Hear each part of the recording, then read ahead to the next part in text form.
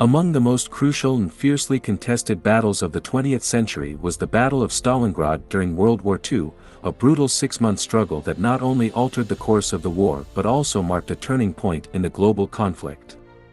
The ferocity and scale of the battle made it one of the bloodiest confrontations in human history, leaving an indelible mark on both the soldiers who fought and the civilians who endured its horrors. The early years of World War II witnessed a series of rapid and overwhelming German victories, as Nazi Germany unleashed its blitzkrieg tactics across Europe. The German Wehrmacht, with its combination of speed, firepower, and coordination, seemed unstoppable. In just over a month, Poland was overrun, its resistance crushed under the weight of German panzers and Luftwaffe bombers. Norway, despite its rugged terrain and determined defense, succumbed within 2 months. The Low Countries, Belgium, the Netherlands, and Luxembourg, were swiftly occupied, and the fall of France in a mere 6 weeks stunned the world. By the summer of 1940, continental Europe was largely under the control of the Third Reich, and Hitler's attention turned eastward, toward the vast expanse of the Soviet Union.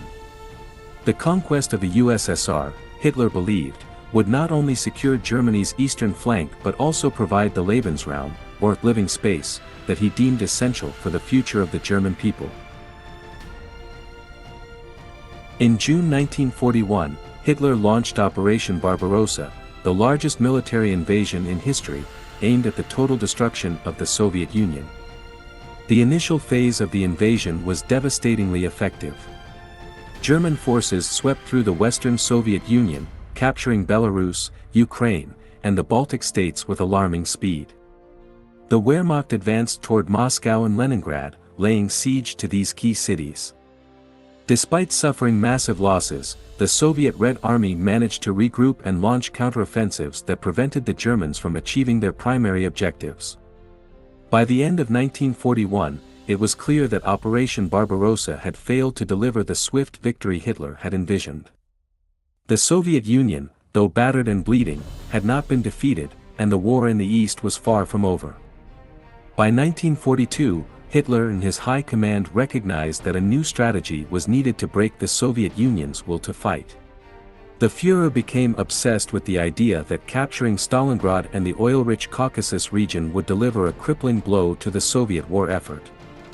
Stalingrad, an industrial powerhouse on the banks of the Volga River, was not only a strategic prize but also a city of immense symbolic importance. Named after Soviet leader Joseph Stalin, its fall would be a devastating psychological blow to the Soviet people. The German offensive, codenamed Fall Blau, Case Blue, was meticulously planned.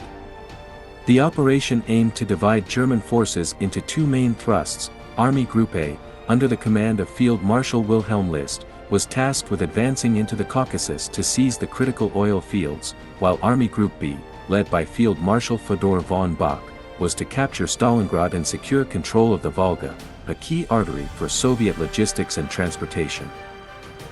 On the Soviet side, the defense of Stalingrad was entrusted to Marshal Andrei Yeremenko, a seasoned and resilient commander who had already proven his mettle in earlier battles. He was supported by Commissar Nikita Khrushchev, who would later rise to prominence as the leader of the Soviet Union.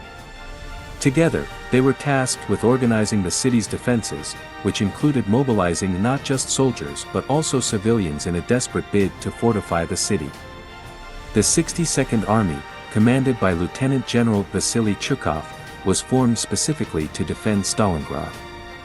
Chukov, known for his aggressive tactics and iron will, was determined to hold the city at any cost, knowing that its loss would have far-reaching consequences for the Soviet war effort. Although Operation Fall Blau was initially scheduled to begin in May 1942, the Germans faced significant delays. The Second Battle of Kharkov, where Soviet forces attempted to encircle and destroy the German Sixth Army, ended in a crushing defeat for the Soviets, but it delayed the German timetable. Additionally, the protracted siege of Sevastopol, a key Soviet stronghold on the Crimean Peninsula, further postponed the launch of Fall Blau. Despite these setbacks, by late June 1942, German forces were finally on the move. By mid-August, they had crossed the Don River and were poised to strike at Stalingrad. The Soviet leadership, aware of the looming threat, ordered the evacuation of essential resources, such as grain and livestock, from the city. However, in a controversial decision, the civilian population of approximately 400,000 people was ordered to remain, ostensibly to maintain morale and support the war effort. The battle for Stalingrad commenced with a massive aerial bombardment on August 23, 1942. Luftflotte 4, the most formidable air formation of its time, unleashed a devastating assault on the city, reducing much of it to rubble. The bombing created a firestorm that engulfed entire neighborhoods, killing thousands of civilians and turning Stalingrad into a nightmarish landscape of charred ruins. In just 8 days, the Luftwaffe had achieved near-total air superiority, destroying 201 Soviet aircraft and crippling the Red Air Force's ability to contest the skies. Despite the overwhelming German advantage in both air and ground forces, the Soviet defenders displayed extraordinary resilience. Civilians, including women and children, were mobilized to build fortifications, dig trenches, and support the Soviet military effort in any way they could. This determined resistance, combined with the natural defensive advantages of the city's ruins, slowed the German advance and set the stage for a prolonged and brutal battle. As the Germans pushed deeper into Stalingrad, the battle became a grinding war of attrition. By early September, German forces had encircled the city from the north and south, cutting off most avenues of escape. Despite several Soviet counteroffensives, which resulted in heavy casualties and the loss of valuable equipment, the defenders refused to yield. Stalin's infamous Order No. 227, issued in July 1942, decreed that retreat without specific orders was tantamount to treason, punishable by execution. This, not a step back, order was enforced with ruthless efficiency, as Soviet military tribunals dealt swiftly with deserters and those who wavered in the face of the enemy. However, historians argue that coercion alone cannot explain the tenacity of the Soviet defense.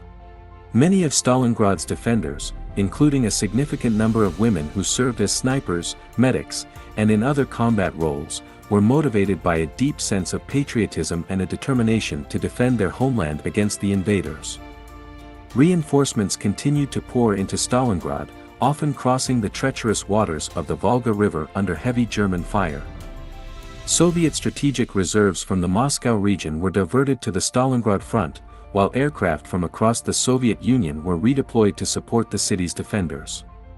The fighting within the city was intense and chaotic, with Soviet and German soldiers engaged in close-quarters combat amid the ruins of factories, apartment blocks, and public buildings. The Stalingrad railway station, a key objective for both sides, changed hands 14 times in a single day, a stark illustration of the ferocity and desperation that characterized the battle. The Germans, despite their initial successes, found themselves bogged down in a hellish urban quagmire where every street, every building, and every room had to be fought for inch by inch. The German strategy initially focused on capturing the strategic high ground surrounding the city, including the heights of Mamiev Kurgan and Lysaya Kara. Control of these positions allowed the Germans to dominate the city with artillery and machine gun fire, making the Soviet defenders' task even more arduous. Despite the relentless German bombardment, 3 key Soviet factories, producing iron, tractors, and the formidable T-34 tanks, continued their operations deep into the battle, supplying the Red Army with vital war material. These factories became focal points of the fighting, with German forces eventually capturing them in late October, effectively halting production. The Soviet tactic of hugging the enemy, keeping their lines as close to the Germans as possible, helped to neutralize the German artillery advantage but also resulted in brutal, close-quarters combat that took a heavy toll on both sides. Sniper warfare emerged as a deadly and psychologically devastating aspect of the battle. The ruins of Stalingrad provided countless hiding spots for sharpshooters, who targeted officers and sowed fear among the troops. The Germans, with their well-trained and experienced snipers, initially held the upper hand. However, the Soviets quickly adapted, producing their own cadre of skilled marksmen. One of the most famous Soviet snipers, Vasily Zaitsev, became a symbol of the Soviet resistance. Zaitsev, who had honed his skills hunting in the Ural Mountains, is credited with over 200 kills during the battle, including the elimination of 10 German snipers. His exploits were widely publicized by Soviet propaganda, and he played a crucial role in training new snipers during the battle. Zaitsev's group of snipers, often referred to as the Zaitsev Academy, inflicted significant casualties on the Germans and contributed to the stalemate that emerged in the latter part of the battle. By late October 1942, the Germans had managed to seize control of approximately 90% of Stalingrad, pushing the Soviets back to a narrow strip of land along the Volga River. The Soviets, however, remained defiant, holding on to key positions, including the central landing stage and the heavily fortified factory district. The onset of winter brought new challenges for the Germans, who were ill-prepared for the harsh conditions. The Wehrmacht, already stretched thin and suffering from supply shortages, found it increasingly difficult to maintain its offensive. Moreover, the German front lines, particularly on the flanks, were manned by Axis allies, Romanian, Italian, and Hungarian divisions, that were poorly equipped, inadequately trained, and lacking in motivation. These units, tasked with holding critical sectors of the front, were vulnerable to Soviet counterattacks. Their repeated requests for reinforcements and better equipment went largely unheeded by the German High Command, which was overconfident in its ability to achieve victory. As the battle dragged on, Soviet commanders, including the brilliant and ruthless Marshal Georgy Zhukov and General Alexander Vasilevsky, began preparing for a counteroffensive that would exploit the weaknesses in the German lines. Their plan, codenamed Operation Uranus, was a meticulously planned assault designed to encircle and annihilate the German Sixth Army by attacking its vulnerable flanks. In contrast to the Germans, the Soviets had the advantage of fighting on home soil and were able to mobilize vast reserves of manpower and material for the operation. By mid-November 1942, the Soviets had amassed nearly 800,000 troops, 1,400 tanks, and thousands of artillery pieces in preparation for the counteroffensive. Operation Uranus was launched on November 19, 1942, with a massive artillery barrage, followed by a rapid advance by Soviet armor and infantry. The Soviet forces, attacking from the north and south, quickly overwhelmed the Romanian and Italian units guarding the German flanks. Within days, the Soviet pincer movements had linked up west of Stalingrad, encircling the Sixth Army and trapping 265,000 German Axis troops within the city. Despite the desperate situation, Hitler refused to allow the Sixth Army to break out of the encirclement, insisting that they hold their positions until a relief force could reach them. Field Marshal Erich von Manstein, one of Germany's most capable commanders, was tasked with leading Army Group Don in a relief effort. However, Manstein's forces, already stretched thin and hampered by the winter conditions, were unable to break through the Soviet lines. The Luftwaffe, under the command of Hermann Göring, was tasked with supplying the encircled Sixth Army by air, a mission that Göring had confidently assured Hitler was feasible.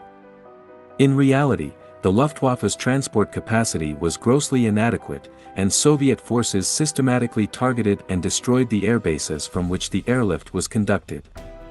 As a result, the supplies that did reach Stalingrad were insufficient to sustain the besieged troops. As the harsh Russian winter set in, conditions within the German encirclement deteriorated rapidly. Food, ammunition, and medical supplies ran dangerously low, and the troops, already weakened by months of brutal combat, began to succumb to frostbite, disease, and starvation.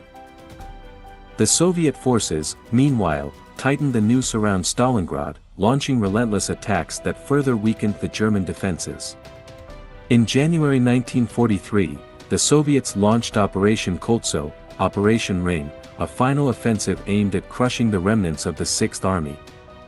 With no hope of relief and faced with annihilation, many German soldiers began to surrender in droves.